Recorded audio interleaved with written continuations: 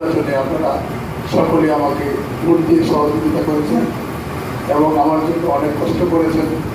এই জন্য আমি আপনাদের কৃতজ্ঞতা প্রকাশ করছি। আসলে মানুষ মাত্রই ভুল থাকে। আমার ওই নির্বাচনে অনেক ভুল ছিল। আমি 5 বছর জন্য চেয়ারম্যান হয়েছিলাম। আপনাদের অনুমতি ছাড়াই আমি কিন্তু চেয়ারম্যানশিপ পদ পার করেছিলাম। এটা আমার একটা বড় ভুল। এটার জন্য আমি ক্ষমা প্রার্থী। আবার অনেকের বাড়িতে আমি ভোটের জন্য যাইতে পারি না সময়ের জন্য, সেটাও আমার একটা গ্যাপ ছিল।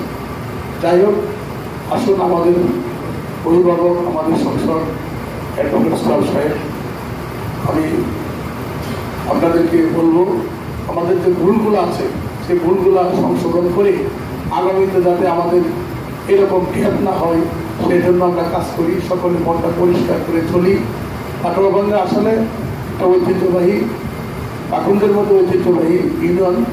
সেই ইউনিয়নের মাটি আসলে উর্বর, সেটা বাস্তব প্রমাণ হইল 8 তারিখে। তাই আমি সকলের কাছে অনুরোধ করবো যে আমাদের সংসদ যেভাবে নির্দেশনা দেন এভাবে যাতে আমরা চলি, এবং তাইলে আমাদের উন্নয়ন গতিশীল হবে এবং উন্নয়ন ধারাবাহিকতা থাকবে। আর সর্বশেষ আমি আপনাদের সকলের সহযোগিতা চাই, দোয়া চাই, যাতে আমি ভালোভাবে আমাদের সংসদের পিছনে থেকে ওনাকে সহযোগিতা করে সততার সহিত যাতে আমি উপজেলা পরিষদ চালাইতে পারি এ বলে বিশ্বাস করছি। আসসালামু আলাইকুম।